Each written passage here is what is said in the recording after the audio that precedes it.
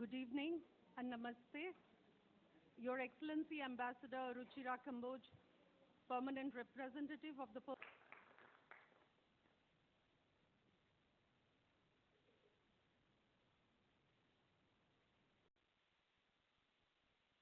apex body in the field of performing arts in India.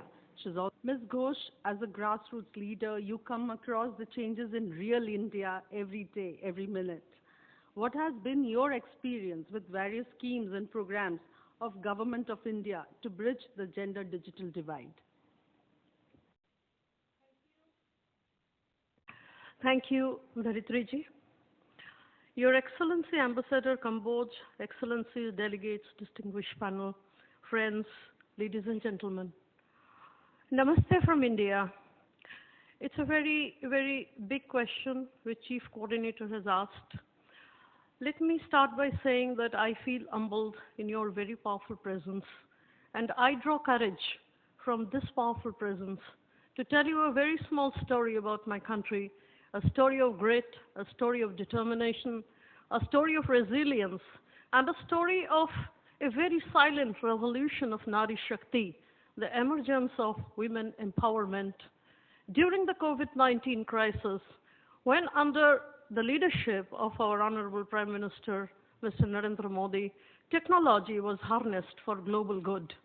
As India made history by rolling out the largest vaccination drive and providing vaccine to over 220 crores of Indian nationals and to many millions overseas, a parallel and silent revolution took place inside the country where hundreds and thousands of ordinary women were encouraged to come out of their homes. They were given smartphones.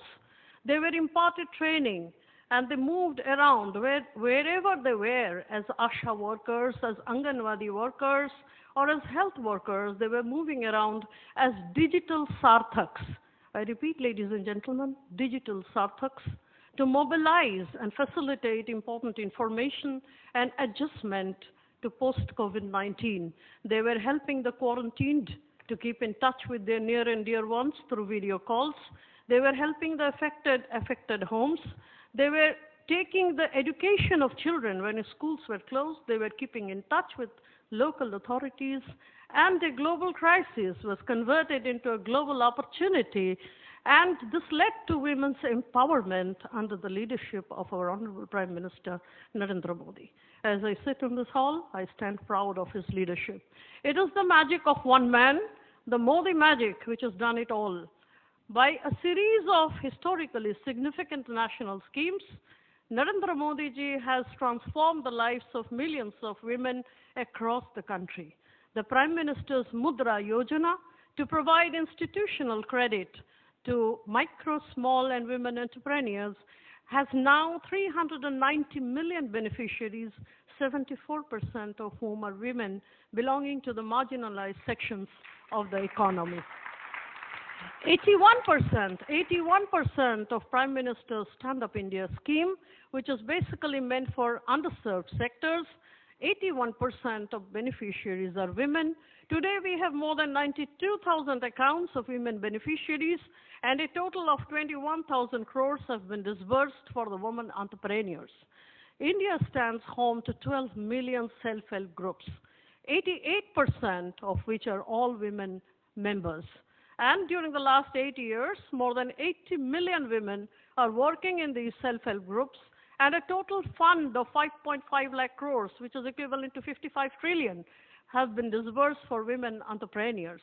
The Prime Minister's Jan Dhan Yojana, which is basically to provide universal access to banking facilities, that is, every household should have at least one banking account, today has 480 million account users, 55% of which are women account holders. Ladies and gentlemen, in the emerging sector, India's tech industry has opened up or created 4.5 lakh new jobs. Half of these are for women, and women today constitute 34% of India's IT workforce. You will be very surprised to know that India is home to the world's largest all-women-run e-scooter factory, employing more than 10,000 women employees. And as we sit here, you'll be very surprised to know that India is now having more than 80,000 startups. 45% of these are having women entrepreneurs. Credit access, credit access to women have doubled during the last 5 years, and more than 15% of India's 108 unicorns have women as founders. Ladies and gentlemen, if you look at the top, you will see 11 out of 78 union ministers are women, the highest percentage in the last 17 years. If you look at the bottom, at the panchayats, the local self-government of villages in rural India, you will find 57% of the panchayat leaders are women at the village level, 40% in the block level, and 43% in the district level. You look at women power in the defense sector, 28% of the women officers of the Indian Armed Forces have been given permanent commission status. And as we move in, and more in, you will find the list of national schemes where women empowerment and women-led development have been made priorities by the Honorable Prime Minister. The Prime Minister's commitment to remove the challenges from the environment of women has created an enabling and very favorable ecosystem and also opportunities for every ordinary woman, I repeat, ladies and gentlemen, every ordinary woman to come out of their ordinariness and emerge extraordinary in terms of brilliance, in terms of profession, to pursue their dreams, to make a profession out of their passion. And every woman, not a single woman of the 48% of the 1.4 billion is left behind, as every ordinary woman emerges extraordinary and contributes to Atmanirbhar Bharat, the self-sufficient India, where self-sufficiency is the key, but sacrifice and service to the nation are the goals. And I would say, from the old Vedic saying, Yatra Naryastu Pujyante Ramante Tatra Devata.